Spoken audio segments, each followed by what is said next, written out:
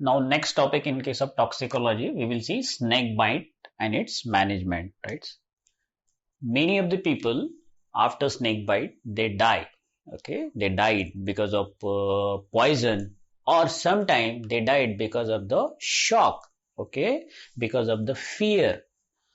It doesn't matter the snake is poisonous or not, but many a times people die because of the fear of the poisonous snake. Okay, so fear might be the cause, but this is a chapter of toxicology. So poison is a kind of toxin. So we should go through it. How will you manage a patient of snake bite? So there are important families of the snake. Okay, in Asia, there are two type of snakes. The families of the snakes we will found commonly. One is called Elapidae and second is Viperidae. So what are the two family जो common snake है जो हमको मिलते हैं, right? एक है Elapidae हो गया और दूसरा Viperidae. Cobra, right? King cobra हो गया, क्रेट्स हो गया, right?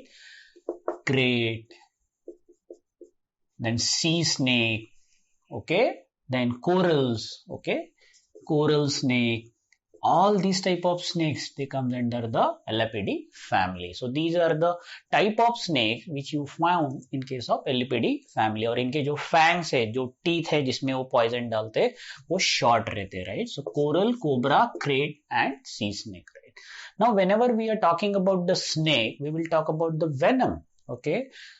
जो स्नेक का जो वेनम रहता है in case of Elapidae family, the venom of this snake और poison of this snake, okay, they contain like various different constituent, like 18 to 20 different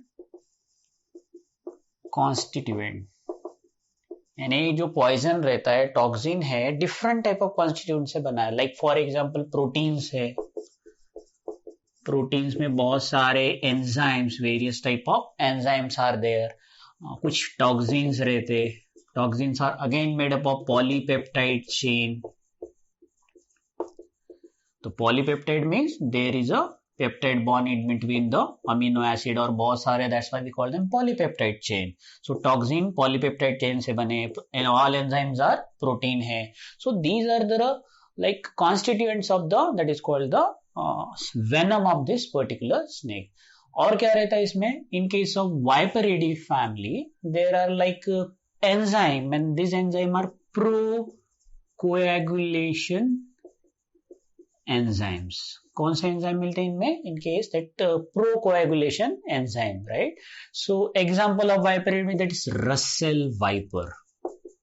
Right? This is one of the snake which comes under this Viperidae family. Russell viper venom contain different that is called coagulant which activate the different step in clotting. जो आपका clotting cascade है वहां पर ये enzyme इनके act करता है, right? जो नॉर्मल हमारा clotting cascade रहता है, राइट? तो कैसे करते हैं? This procoagulant which is present in the venom of this particular snakes, they forms the fibrin in the blood. यानी ये जो आपकी ब्लड वेसल है, यहाँ पर ये प्रोकोएगुलेंट क्या फॉर्म करता?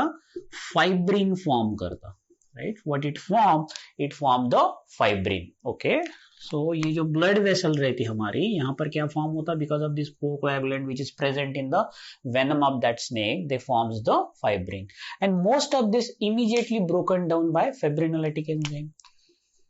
ये जो फाइब्रिन फॉर्म होता, it will break down with the help of fibrinolytic enzyme, okay, and then they causes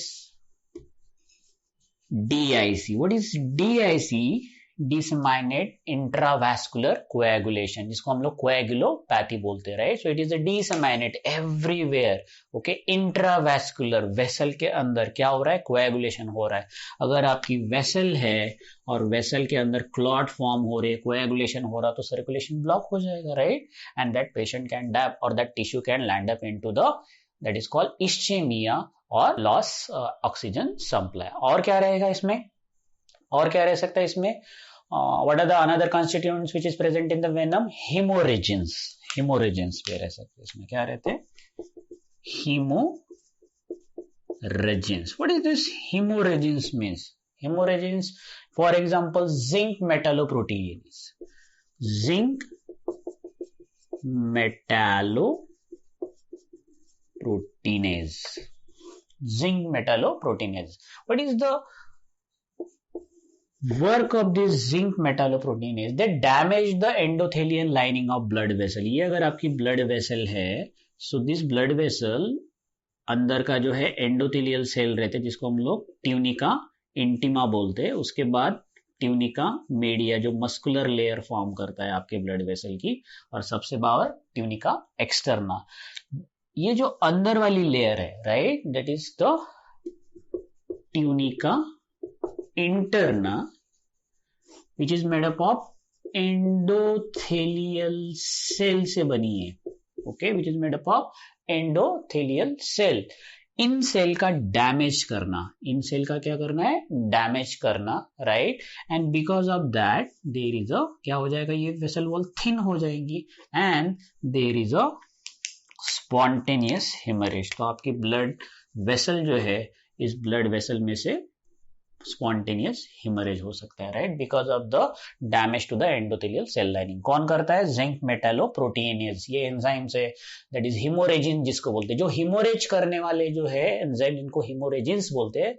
zinc metalloproteinase is one of the example. तो क्या क्या इसने ब्लीडिंग किया, ये भी प्रॉब्लम है, राइट. कुछ साइटोलाइटिक टॉक्सिन्स भी रहते हैं इसमें. कॉन्स्टिट्यूएंट्स देख रहे हैं हम लोग क्या कर रहे थे, राइट. मैंने बोला था ना 20 डिफरेंट टाइप ऑफ टॉक्सिन, यानी सेल को लाइसिस करने वाले, हमारे बॉडी में जो सेल है उनको लाइसिस करने वाले. लाइसिस होने के बाद क्या होगा, सेल का डेथ हो जाएगा. उस टिश्यू का हमारे बॉडी में डेथ होने के बाद क्या हो जाएगा, वो नेक्रोसिस हो जाएगा, राइट. जब भी कोई सेल का डेथ हो जाता है, ऑर्गन का डेथ हो जाता है, उसके बाद उसका नेक्रोसिस होता है. जैसे human after the death, the dead body धीरे धीरे डिकम्पोजिशन, या हम लोग क्या बोलते हैं उसको, नेक्रोटिक हो जाती है, रहती. वैसे ये क्या हो जाएगा, नेक्रोसिस हो जाएगा. तो ऐसे कुछ टॉक्सिन है ये स्नेक पॉइजन में, वो क्या करते हैं, सेल का नेक्रोसिस. देखो क्या क्या है, प्रोटीन एंजाइम है, पॉलीपेप्टाइड टॉक्सिन्स है. टॉक्सिन्स में लाइक एंजाइम में कौन सा है आपका, दैट इज कोएगुलेंट, प्रोकोएगुलेंट एंजाइम है जो कोएगुलेशन करता है blood vessel, that is circulation stop करता है, डीआईसी करता है. कुछ हिमोरेजिन करके सब्सटेंस है पॉइजन में, that is one of example is zinc metalloproteinase. वो क्या करेगा, आपकी ब्लड वेसल को रप्चर करेगा, ओके, एंडोथेलियल सेल के ऊपर एक्ट करके, right.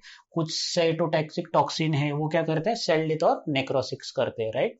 So this cytotoxic toxin, cytolytic toxin, these are digestive hydrolysis. These are proteolytic enzyme है ये, right. So this cytolytic toxin, they are nothing but the proteolytic enzyme. They are proteolytic enzyme and phospholipase A.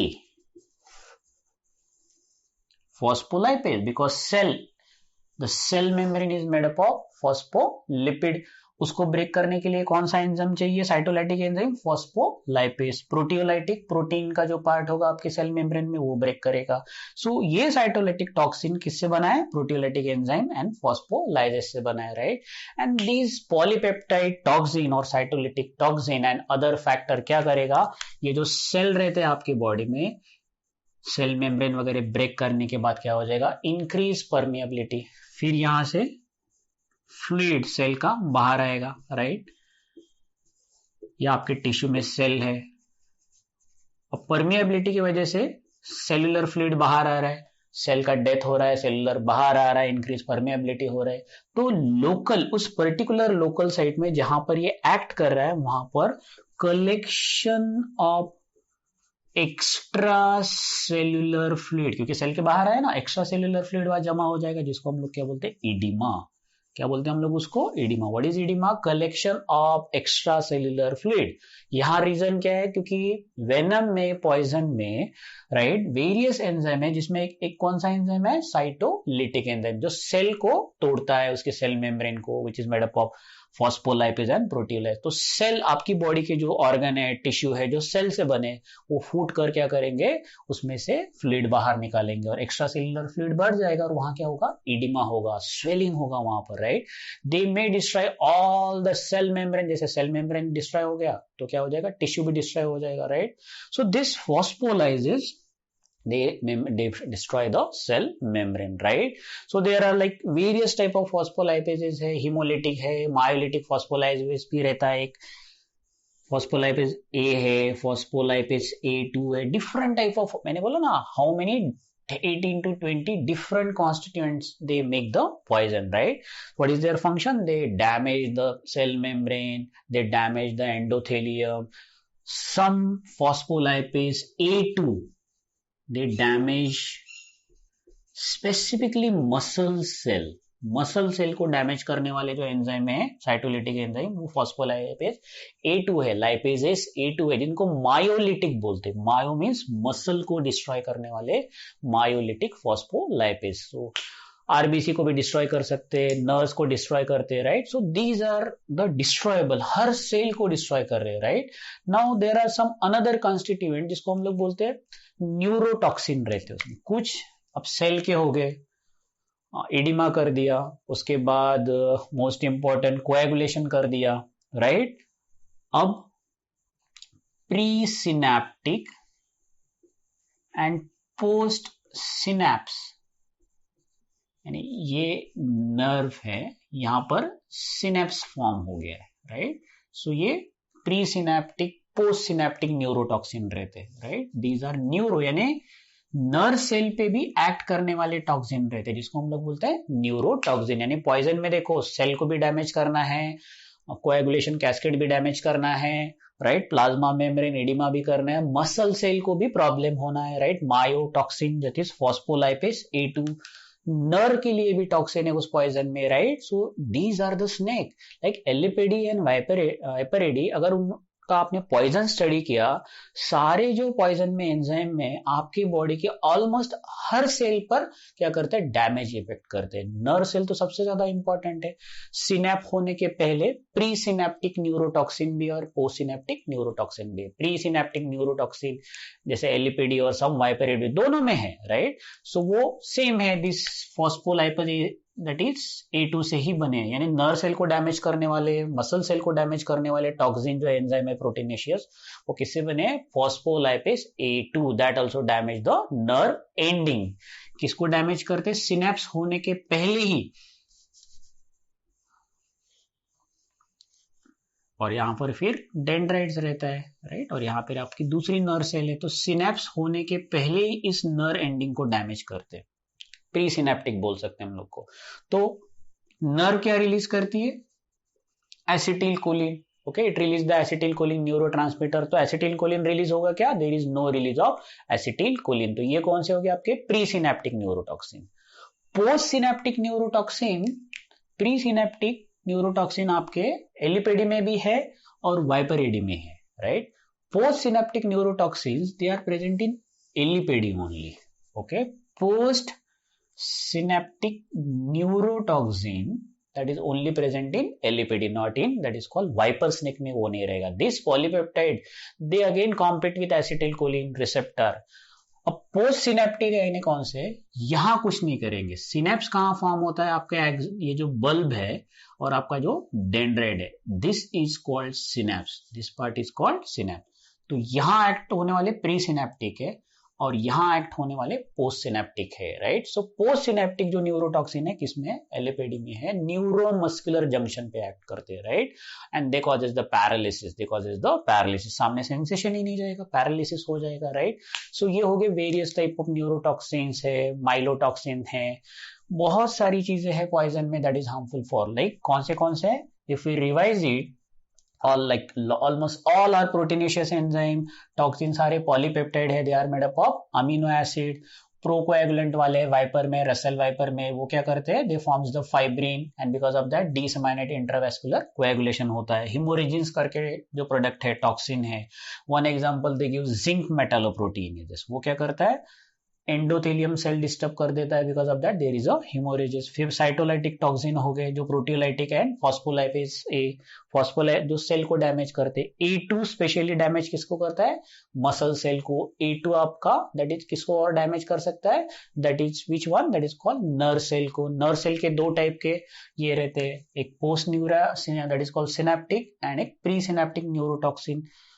Pre synaptic दोनों type के families में होता, लेकिन post synaptic specially आपको कहां मिलता, एलिपेडी फैमिली में। Now whenever the snake bite, जरूरी नहीं कि हर बाइट में स्नेक पॉइजन इंजेक्ट करे ही, हर बाइट में स्नेक इंजेक्ट नहीं करता है पॉइजन, राइट। और जहां स्नेक ने पॉइजन नहीं इंजेक्ट किया उसको हम लोग बोलते हैं ड्राई बाइट, उसको हम लोग बोलते हैं dry bite, right. So what is mean by dry bite? Dry bite क्या है? नाम में लिखा है ड्राई बाइट्स, सूखा, there is no poison, right.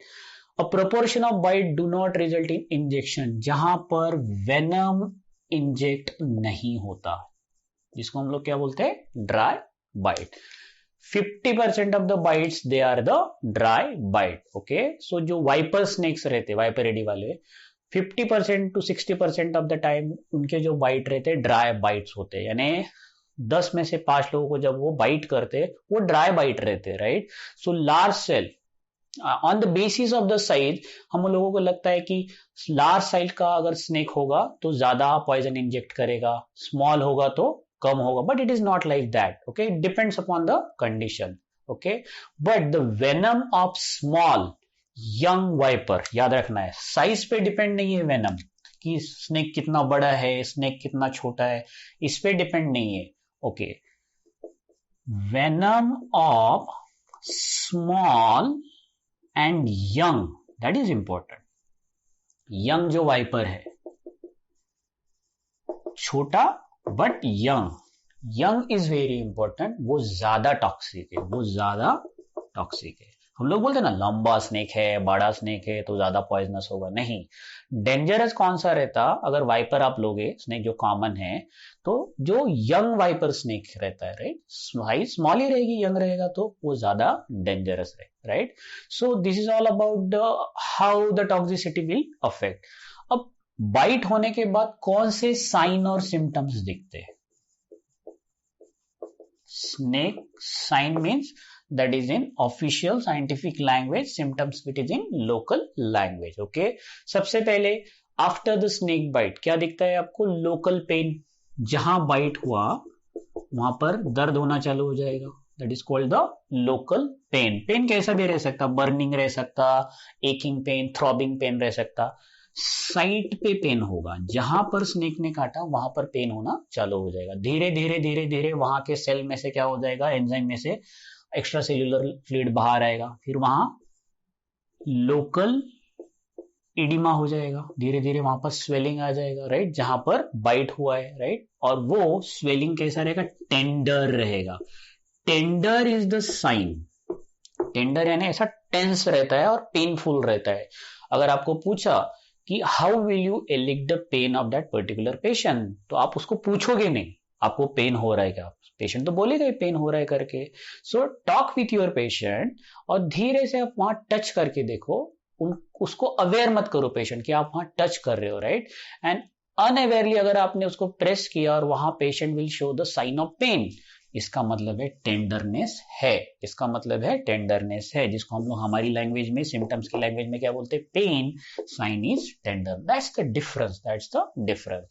जहां आपका इडिमा है वहां के जो लोकल लिम्फ नोड रहते हैं, अगर आपको यहां कट किया तो आपके जो लोकल लिम्फ नोड है एक्सिला में, वो स्वेलिंग हो जाएंगे, राइट। लोकल या रीजनल लिम्फ नोड का स्वेलिंग हो जाता है, okay. So these are the, that is called the sign and symptoms of, ये अर्ली साइन एंड सिम्टम है, राइट। कुछ स्नेक ऐसे है that is called sea snake. Sea snake जो रहते, लाइक फॉर एग्जांपल क्रेट, ये जब बाइट करते हैं, इनका जो बाइट है वो पेनलेस रहता, दर्द नहीं होता, right. The bite is painless. तो क्या क्या साइन है आपके? पेन होना, हो सकता है वहां से थोड़ा सा खून भी निकल है, if this is your hand, यहां पर बाइट हुआ, ओके। बाइट होने के बाद हो सकता है यहां से ब्लड निकलेगा बाहर, राइट, जिसको हम लोग हेमोरेज बोल सकते हैं। यहां पर थोड़ा सा सूजन हो जाएगा, जिसको हम लोग इडिमा बोलते हैं, राइट। वहां पर आपका ब्रूजिंग आएगा, वहां के लिम्फ नोड जो रहेंगे लोकल एरिया में, लिम्फ नोड का स्वेलिंग होना, राइट। हो सकता है वहां पर ब्लिस्टर फॉर्म हो जाएगा, राइट, हम लोग बोलते हैं ना ब्लिस्टर फॉर्म होना, आपका जलने के बाद कैसे एक ब्लिस्टर फॉर्म होता है, हो सकता है कुछ देर के बाद ब्लिस्टर में पस हो जाएगा, एब्सेस फॉर्म हो जाएगा, और उसके बाद अगर आप उसको ट्रीट नहीं करोगे तो अल्टीमेटली क्या हो जाता है, डेथ, नेक्रोसिस। तो ये सारी नेक्रोसिस होना, एब्सेस होना, स्वेलिंग होना, ये कौन कर रहा है, स्नेक का पॉइजन कर रहा है, क्योंकि उसके पास वैसे प्रोटीलिटिक और वैसे टॉक्सिन में एंजाइम्स और कॉन्स्टिट्यूएंट्स है। ये तो आपके लोकल साइन सिम्टम्स है जहां स्नेक ने काटा। अब जनरली क्या होता है, जनरल जो आपकी सिस्टम है, आपकी रेस्पिरेटरी सिस्टम है, आपकी जो भी सिस्टम है, जीआई सिस्टम है, वहां क्या प्रॉब्लम होता है, सबसे पहले आपको नॉशिया हो सकता है, नॉशिया होगा, वोमिटिंग होगा because of the snake bite, nausea हो गया, एमिटिंग हो गया, पेन इन एब्डोमेन चालू हो जाता है, धीरे धीरे धीरे धीरे वीकनेस आने लगता है, ड्राउजीनेस आने लगता है, न्यूरोलॉजिकल एक्शन की वजह से आपको धीरे धीरे नींद आने लगती है, राइट, एंड वीकनेस फील होता है। ये आपके जनरल साइन एंड सिम्टम्स है whenever there is a snake bite. Specially अगर कार्डियोवैस्कुलर सिस्टम अगर आप देखोगे आपके हार्ट में, तो क्या हो जाएगा, धीरे धीरे ब्लड सप्लाई का आपका हार्ट रेट धीरे धीरे कम होते जाएगा, ब्लड सप्लाई, डिस्टेंट ऑर्गन, अब ये हार्ट आपके आंख को सप्लाई कर रहा है, आपके लिम्स को ब्लड सप्लाई कर रहा है, तो ये कम होते जाएगा। Because of the less blood supply आपके सेल को लेस ऑक्सीजन मिलेगा और आप एक डिजीनेस, आप एक गिडीनेस फील करोगे, राइट, डिजी फील करोगे, आपकी आईज को सप्लाई कम मिलेगा ब्लड का, तो आपको आपका जो विजन है, आपका जो दिखना है, वो धीरे धीरे कैसा हो जाएगा, ब्लरिंग। वो पेशेंट बोलेगा मुझे कुछ दिख नहीं रहा, इसका मतलब उसकी आंखें खराब नहीं हो रही है, उसको ब्लड सप्लाई। ऐसा भी हो सकता है patient can land up into shock, collapse भी हो सकता है, right, because of the blood pressure और हार्ट रेट डिक्रीज, हाइपोटेंशन की वजह से उसको शॉक हो सकता है, राइट। लंग में ब्लड इधर से उधर नहीं जा रहा है, ब्लड उधर ही जमा हो रहा है फिल्ट्रेशन के लिए आपके लंग में, तो पल्मनरी इडिमा जिसको बोलते हैं, पल्मनरी स्वेलिंग हो जाएगा, पल्मनरी इडिमा हो जाएगा, right. These are the sign and symptoms, cardiovascular और रेस्पिरेटरी साइन एंड सिम्टम्स आपको किसमें दिखेंगे, दैट इज जनरल सिम्टम्स है, राइट। ब्लीडिंग सिम्टम्स भी है, जहां पर उसने काटा, राइट, ब्लीडिंग मिलेगा, दूसरे ऊन में भी ब्लीडिंग चालू हो जाएगा, राइट। आप उसके जो फैंग मार्क्स है, वेन का पंक्चर है, वहां से ब्लीडिंग हो जाएगा, right. These are spontaneous bleeding होगा क्योंकि उसके पास हिमोरेजिक टॉक्सिन है, कहीं दूसरे पार्ट में भी हो सकता है क्योंकि पॉइजन तो पूरे बॉडी में फैल रहा है, right. So these are the sign and symptoms, okay. धीरे धीरे धीरे धीरे धीरे उसका टेस्ट और स्मेल सेंसेशन चला जाएगा क्योंकि नर्व में वो काम कर रहा है, न्यूरोटॉक्सिक है। सबसे इंपॉर्टेंट है हेवी आईलिड, ड्राउजीनेस की वजह से और न्यूरोटॉक्सिन की वजह से वो पैरालिसिस, उसके जो आईज के जो लिड है धीरे धीरे धीरे बंद होना चालू हो जाएंगे, जिसको हम लोग बोलते हैं ptosis. Ptosis is called drooping of eyelid, ptosis is called drooping of eyelid. हम लोग बोलते हैं ना सोना मत सोना मत, बेसिकली हम लोग क्या कर रहे हैं, उसके जो मस्कुलर एक्शन हो गई, उसके जो न्यूरोलॉजिकल एक्शन हो रही है उस पॉइजन के, उसकी वजह से हेवी आईलिड हो रहे हैं, डिस्टेंट है, यहाँ से ब्लड सप्लाई कम मिल रहा है, नर्व अफेक्ट हो गई है, सो टोसिस हो रहा है, राइट। हो सकता है फेशियल पैरालिसिस हो जाए, धीरे धीरे वो बात करना बंद करेगा, राइट। वो स्वेलो भी नहीं कर पाएगा, उसके जो रिफ्लेक्स है, दैट इज कॉल्ड स्वेलोइंग के रिफ्लेक्स हो गए, डिग्लिटेशन जिसको बोलते हैं, वो रिफ्लेक्स भी काम नहीं करेंगे धीरे धीरे, राइट। सो ये एक्शन है पॉइजन के, राइट। इसीलिए पेशेंट हो सकता है रेस्पिरेटरी या कार्डियोवैस्कुलर फेलियर में जाके डेथ भी हो सकते हैं। तो ये उसके जनरल साइन एंड सिम्टम्स है, ओके। मसल पर एक्शन है, मसल सेल पे एक्शन करता है, मैंने बोला ना आपको, that is called phospholipase A2 is a myolytic action. और अगर आपकी मसल सेल अगर डैमेज हो गई, उसको हम लोग क्या बोलते हैं, रैप्डोमायोलाइसिस। रैप्डोमायोलाइसिस से क्या हो जाएगा, मसल जहां जहां डैमेज हो रहे हैं वहां पर उसको पेन होगा, स्टिफनेस आएगा, राइट, पेन स्टिफनेस आएगा बॉडी में, टेंडर हो जाएगा, पेनफुल हो जाएगा, राइट। यहाँ पर लॉक जा हो सकता है, मूवमेंट नहीं होगी, ट्रिस्मस जिसको बोलते हैं, difficulty during movement of the mandible, right. धीरे धीरे मायोग्लोबिन जो है, मसल का जो पिगमेंट है मायोग्लोबिन, उसका कॉन्सेंट्रेशन बढ़ जाएगा, राइट। सो मायोग्लोबिन जो पिगमेंट है वो यूरिन में मिलेगा आपको, क्योंकि मसल डैमेज हो रहे, पिगमेंट रिलीज हो रहा है, राइट। मायोग्लोबिन यूरिया बोलते हैं उसको हम लोग, right. Cardiac arrest and patient can land up because of this pigment into renal failure also.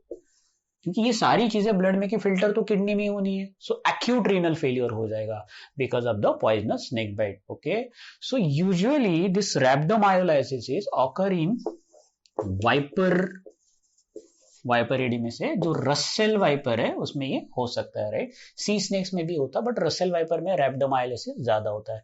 अब ये जो रीनल फेल्यूर है, अगर रीनल प्रॉब्लम है, किडनी धीरे धीरे पिगमेंट डिपोजिशन की वजह से या फिल्ट्रेशन नहीं हो रहा है उसकी वजह से अगर डैमेज हो रही है तो आपको पेन होगा. पेन कहाँ होगा? आपको बैक पेन होगा, लोअर बैक पेन जिसको बोलते हैं हम लोग. फ्रंट पेन नहीं रहता, किडनी का position on your lower back side जिसको हम लोग बोलते हैं. Okay, so basically you will feel lower back pain.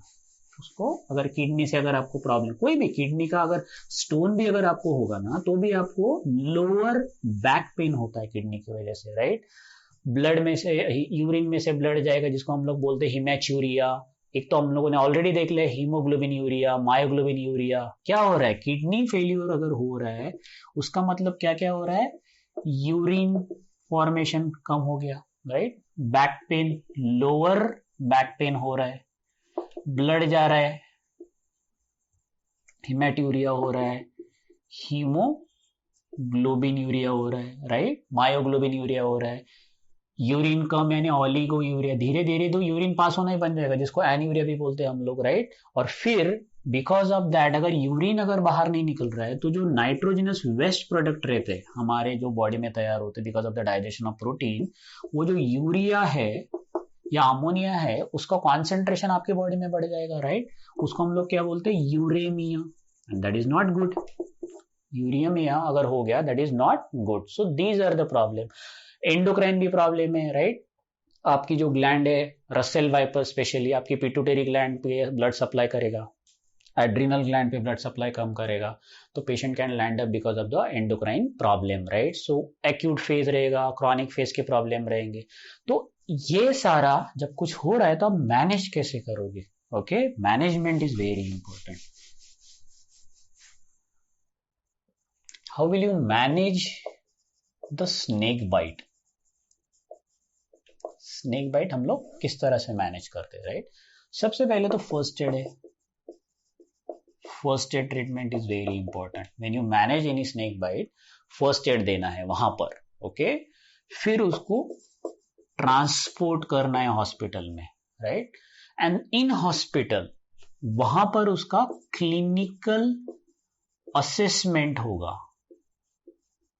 Right. कि क्लिनिकली कौन सी सिस्टम इन्वॉल्व है, प्लस रिसुसाइटेशन भी होगा. अगर कुछ patient can land up into another difficult problem तो उसको वापस रिसुसाइट किया जाएगा सीपीआर देकर. Okay, cardio that is called pulmonary support देके, वेंटिलेटरी सपोर्ट देके, राइट. उसके बाद the fourth one is assessment किया जाएगा. किसका असेसमेंट किया जाएगा? पहले तो पेशेंट का हो गया. Assessment of species of snake, कौन सा स्नेक है उसका असेसमेंट किया जाएगा, राइट. उसका डायग्नोसिस किया जाएगा क्योंकि उस पर्टिकुलर स्नेक के ऊपर एक उसका anti that is called anti venom या जिसको हम लोग बोलते हैं दैट इज कॉल्ड एंटीटॉक्सिन या एंटीडोट होगा. साथ साथ में लेबोरेटरी इन्वेस्टिगेशन और टेस्ट भी किए जाएंगे. ब्लीडिंग टाइम, क्लॉटिंग टाइम कैसा है, right. So anti venom treatment हमें स्टार्ट करनी है असेसमेंट होने के बाद, जिसको हम लोग एंटी वेनम ट्रीटमेंट बोलते हैं. ASV anti snake venom treatment start करनी है, right. Whenever you start the anti venom treatment, ऐसा नहीं कि एंटी वेनम दे दिया तो ठीक हो जाएगा. You need to observe the response to that particular anti venom treatment, right. Observation is very important. Treatment start करने के बाद ऑब्जर्व करना है आपको कि आपने जो ASV लगाया anti venom treatment, anti snake venom, वो ठीक से रिस्पॉन्ड कर रहा है या नहीं कर रहा है. फर्दर सेकेंड डोज का इंपॉर्टेंस है या नहीं है, right. This is very important. ये सब करते करते सपोर्टिव ट्रीटमेंट, बाकी सारी सपोर्टिव ट्रीटमेंट, यूरिन नहीं पास हो रहा है तो आप उसमें कैथेटर डाल सकते, आईवी फ्लूइड मैनेज कर सकते, बॉडी फ्लूइड मैनेजमेंट कर सकते, राइट. जो पार्ट जहां बाइट किया उसको क्लीन कर सकते, उसका लोकल ड्रेसिंग कर सकते, right. So these are rehabilitation and treatment part, right. और if because of the poison, if there is any permanent type of problem, अगर किडनी में कुछ हो गया तो उसका जो फॉलो अप क्रॉनिक ट्रीटमेंट है वो हम लोग बाद में कर सकते हैं। क्रॉनिक कॉम्प्लिकेशन अगर हो गए कोई, तो किडनी का कुछ हो गया कॉम्प्लिकेशन, या हार्ट में कुछ हो गया, कुछ डैमेज हुआ है पर्टिकुलर पार्ट को, तो वो क्रॉनिक कॉम्प्लिकेशन हो गया, तो उसको हम लोग बाद में देखेंगे। पहले तो हम लोग जो एक्यूट वाली प्रॉब्लम है वो ठीक करेंगे। फर्स्ट एड में क्या करते हैं आप? What are the things first aid? Site up, वहां पर हम लोग क्या करते हैं, right? Immediately as soon as आपने बाइट के पेशेंट को देखा, राइट, पेशेंट हॉस्पिटल के जाने से पहले वहां साइड पे आप जो करते हैं, जिसको हम लोग बोलते हैं first aid treatment. Okay, so first aid treatment दो लोग कर सकते हैं। एक, जो पर्सन जिसको खुद को बाइट हुआ, वो तब अपने आप को कुछ ट्रीटमेंट दे सकता है वहां पर, खुद को वो ठीक कर सकता है। ठीक means he is not treating 100%, लेकिन जो फर्स्ट एड है, जो इनिशिएशन ऑफ ट्रीटमेंट है, वो वहां कर सकता है। विक्टिम कैन ट्रीट हिमसेल्फ और हरसेल्फ, ओके, जब वहां कोई प्रेजेंट नहीं होगा, और कोई दूसरा इंसान भी आके वहां फर्स्ट एड दे सकता है, राइट? सो क्या कर सकता है वो? वेनम का एब्जॉर्प्शन स्लो कर सकता है, वेनम का एब्जॉर्प्शन स्लो कर सकता है, अपनी लाइफ बचा सकता है, राइट?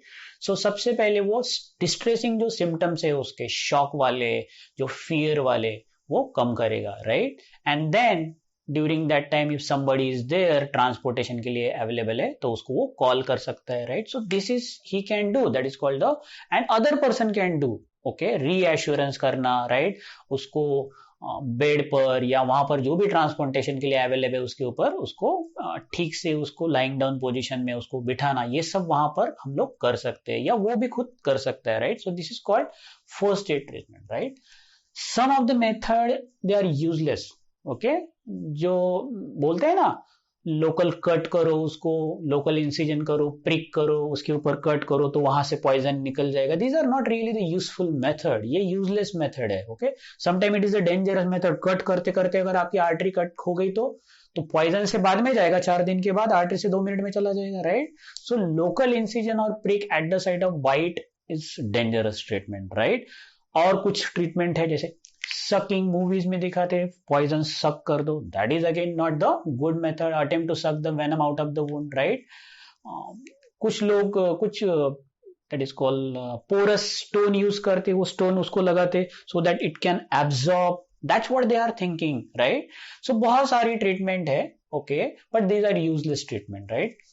या कोई भी हर्बिसाइड ये लगाना, वहां पर टॉपिकल ट्रीटमेंट देना, right? We don't know the snake, we don't know that which type of toxin और poison is there, and that is why it is very dangerous और useless to apply any chemicals और herbs, okay, to that particular site, okay? Ideally एक method है जिसको हम लोग बोलते हैं प्रेशर इमोबिलाइजेशन टेक्निक। इसके ऊपर थोड़ा कंट्रोवर्सी चलते रहता है इस टेक्निक में। What is mean by pressure immobilization method?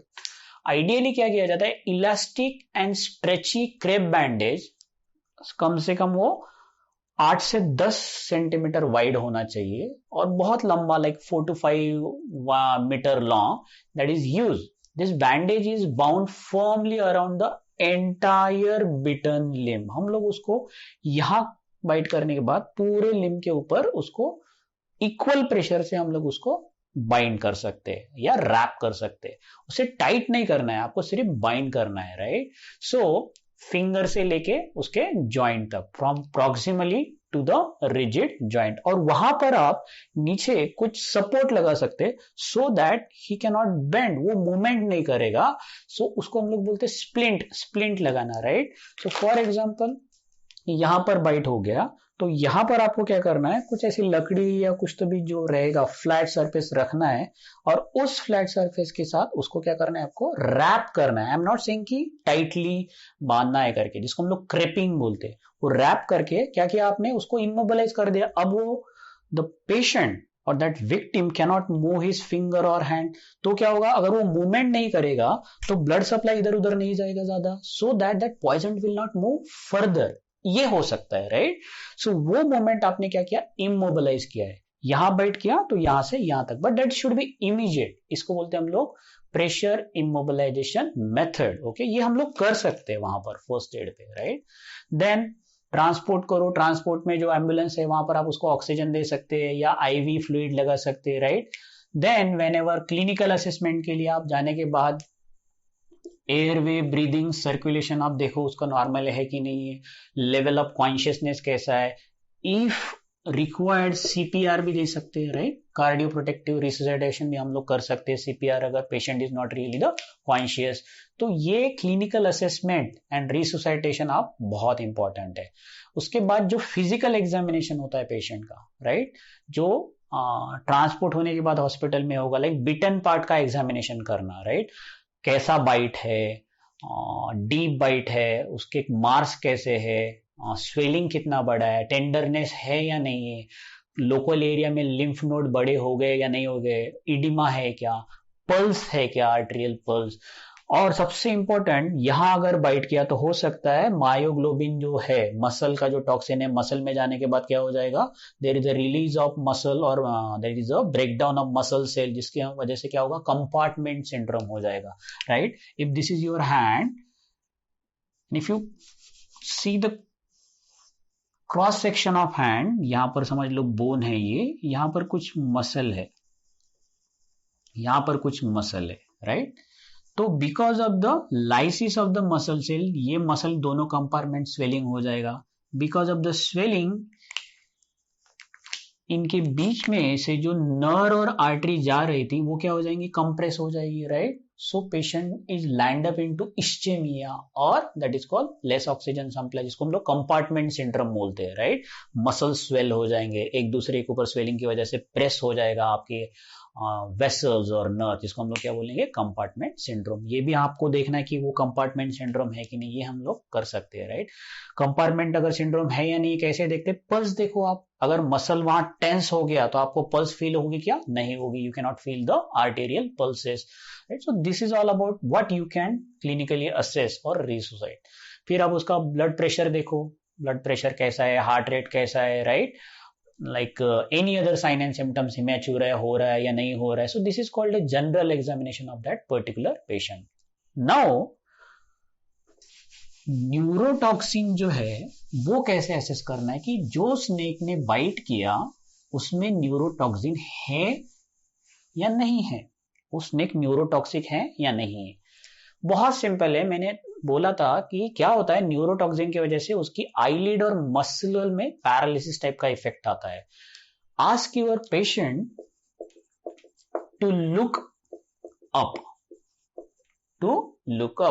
Okay, and then observe it carefully. Eye movement उसकी इधर उधर उसको देखने लगाओ, राइट, रिएक्शन ऑफ पीपल देखो, फेशियल उसके मसल देखो, राइट, डिग्लिटेशन कर पा रहा है, पानी पी पा रहा है क्या। सो अगर उसकी नर्व पैरालिसिस हो गई, ना वो डिग्लिट कर पाएगा, ना वो that is called facial paralysis हो जाएगा, ना लीड उसकी अपर लीड लिफ्ट कर पाएगा, तो ये कौन से साइन एंड सिम्टम्स हो गए, न्यूरोटॉक्सिक फीचर। तो आप देख सकते कि पेशेंट को जो स्नेक ने बाइट किया है वो कौन सा न्यूरोटॉक्सिक स्नेक है, राइट, उसका पॉइजन में क्या है, ज्यादा न्यूरोटॉक्सिन है।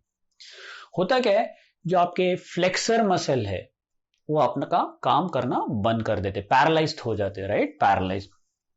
लाइक कुछ टॉक्सिन, मैंने तो आपको पहले बोला था कि बल्बर पैरालिसिस जिसको बोलते हैं, बल्ब पैरालिसिस, और you can say respiratory paralysis, क्या हो जाएगा, जिसको हम लोग बोलते हैं because of the nerve paralysis, because of the respiratory paralysis he cannot able to breathe or he cannot able to swallow or diglate।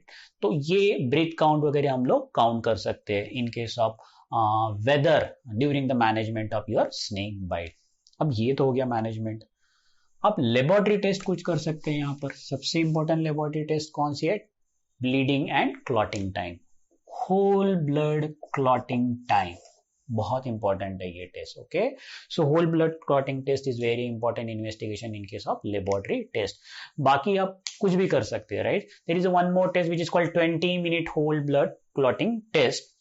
कुछ फ्यू ml का आप फ्रेशली सैंपल ब्लड निकालना है आपको वेन में से, राइट, और उसको 20 मिनट्स के लिए रख देना है एम नॉर्मल टेम्परेचर के ऊपर, right, and then after some time if the blood is still liquid, okay, जो ब्लड कैसा रहेगा, still liquid, the patient has, अगर लिक्विड ही रहेगा, okay, then what happened, patient has hypofibrinogenemia, patient के इसमें हाइपोफाइब्रिनोजन है, यानी फाइब्रिनोजन ब्लड में नहीं है, इसीलिए वो क्या हो रहा है, क्लॉट नहीं हो रहा है, राइट।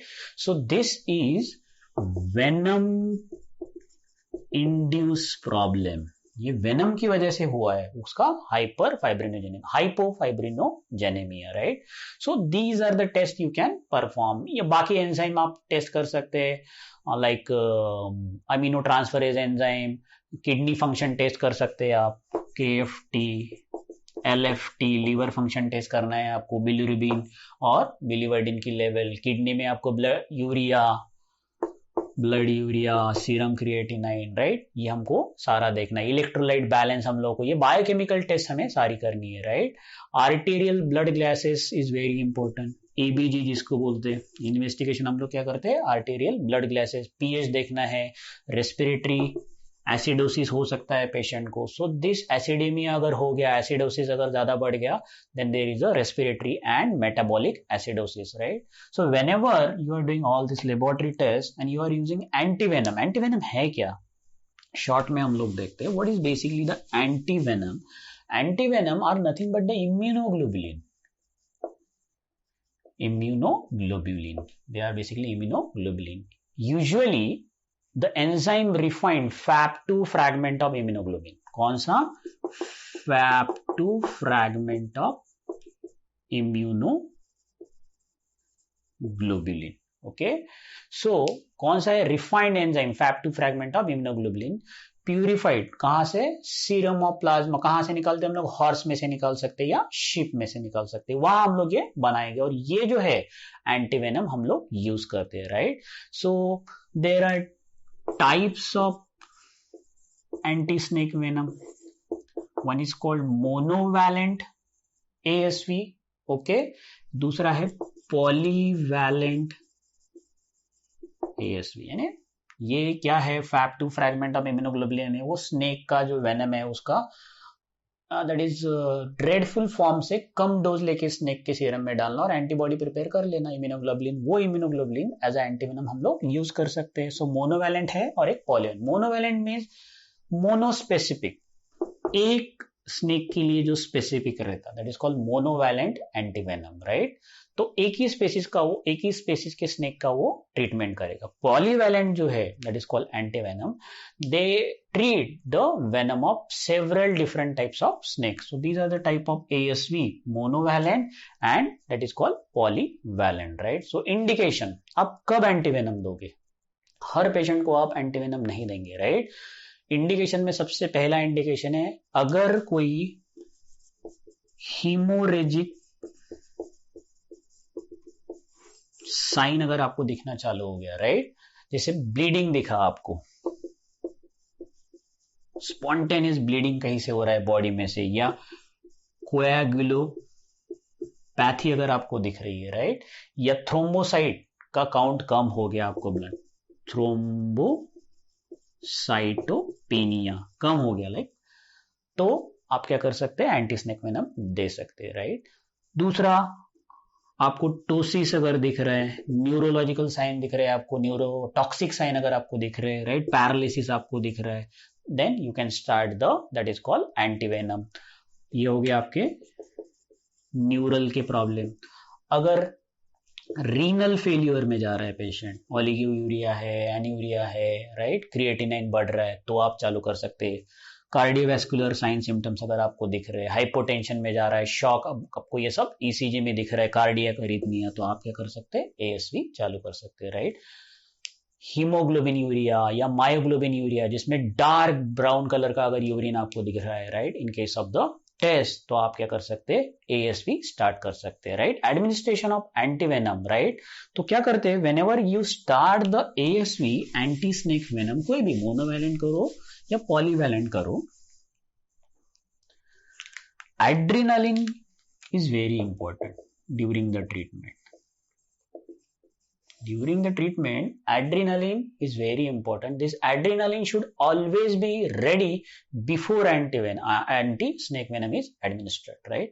तो पहले आपको एड्रेनालिन रेडी रखना है, क्योंकि हो सकता है उसको एनाफिलेक्टिक रिएक्शन आ सकती है उस ASV के, तो adrenaline should be ready, okay. This ASV ये तो रेडी रखना है आपको, कैसे देते हैं. Then route of entry is intravenous. कैसे देखना है? इंट्रावेनस. वेन एवर और वेर एवर कहीं पर भी दे सकते हैं आप, लेकिन कौन सा रूट रहेगा? इंट्रावेनस. कौन से फॉर्म में अवेलेबल रहता है ये, राइट? अगर ये इंट्रावेनस है तो इसको लिक्विड फॉर्म में चाहिए अवेलेबल, राइट? लेकिन ये कौन से फॉर्म में अवेलेबल रहता? फ्रीज ड्राइड पाउडर फॉर्म में, लायोफिलाइज बोलते हैं जिसको. किस फॉर्म में अवेलेबल रहता? फ्रीज ड्राइज लायोफिलाइज ASV फॉर्म में रहेगा, राइट? उसको आपको क्या करना है? ये पाउडर को आपको क्या करना है? लायोफिलाइज पाउडर को 10 ml ऑफ वाटर. वाटर कैसा चाहिए? अच्छा चाहिए. स्टराइल वाटर में आपको क्या करना है? उसको आपको रिकंस्टिट्यूट, इंजेक्शन बनाना है. ओके, ये 10 ml का जो स्टराइल वाटर है उसमें इस पाउडर को आपको रिकंस्टिट्यूट करना है, राइट? शेक करके बनाना है, right? And then you have to use it. Then you have to use it. This freeze dried protein is very difficult to dissolve. बहुत डिफिकल्ट है. ऐसे डाल देने के बाद एकदम से डिजोल्व नहीं होता, right? It is very difficult to dissolve. It will take time dissolve होने के लिए. तो पुश करने से पहले डिजोल्व होना बहुत जरूरी है उसको, right? Now how will you give that? ये तो हम लोगों ने ऑलरेडी देखा. IV में से दो उसको, इंट्रावेनस रूट से हम लोग दो. कितना देना चाहिए? लेस देन 1 to 2 ml पर मिनट. कितना देना चाहिए? लेस देन 1 to 2 ml पर मिनट. ये जो मेथड है इसके एडवांटेजेस है दैट द डॉक्टर, नर्स, जो भी कोई भी दे सकते हैं, जो इस पर्टिकुलर इसमें अगर प्रेस्क्राइब होने के बाद under the supervision of doctors, nurse दे सकती है, right? they should remain with the patient during the intravenous use of ASV. हो सकता है रिएक्शन उसकी, और अगर रिएक्शन हुई तो adrenal is always ready. So this intravenous infusion है, ये फ्रीज ड्राइड फॉर्म में रहता है. हम लोग कौन सा यूज करते हैं? Freeze dried lyophilize form. So this is all about your which one? That is called ASV. Okay, सो अगर आपको वापस अगर उसको डोज देना है, बस इतना डोज देकर आप रुक नहीं सकते, तो क्या करोगे आप? सबसे इंपॉर्टेंट है आपको 4-5 घंटे के बाद उसका ब्लीडिंग टाइम वगैरह सब कुछ देखना है, right? What you can see, कोएगुलोपैथी है, ब्लीडिंग चालू है, फिर भी चालू है क्या, वो आपको देखना है. अगर वो डिटोरिएट होते रहा, उसके जो न्यूरोटॉक्सिक सिम्टम्स है, उसका आईलिड ऊपर ले जाना अभी भी नहीं हो रहा है, तो आपको डोज बढ़ाना है. अगर वो ठीक हो रहा है, right, he can lift his eyelid, cardiovascular sign उसके अगर बेटर हो रहे, कोएगुलोपैथी जो है वो ठीक हो रही है, ब्लीडिंग, इंटरनल जो ब्लीडिंग है वो भी अगर कम हो रहा है, then you don't have to give the repeat drug.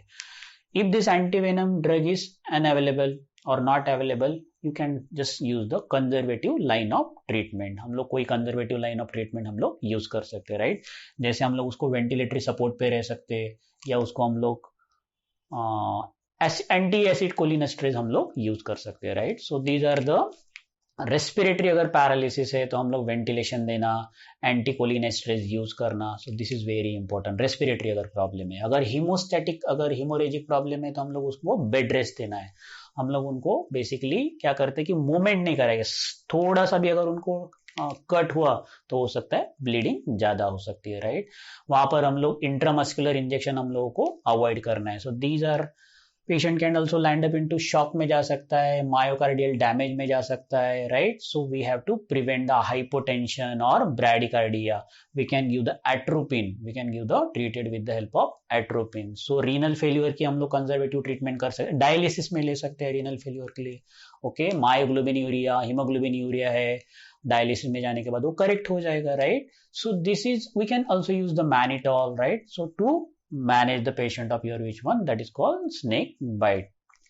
Prophylactically हम लोग साथ में सेकेंडरी अगर इन्फेक्शन हो गया तो हम लोग कोई भी ब्रॉड स्पेक्ट्रम एंटीमाइक्रोबियल ट्रीटमेंट हम लोग यूज कर सकते हैं, एंटीबायोटिक, लेकिन कैसा होना चाहिए? ब्रॉड स्पेक्ट्रम होना चाहिए, राइट?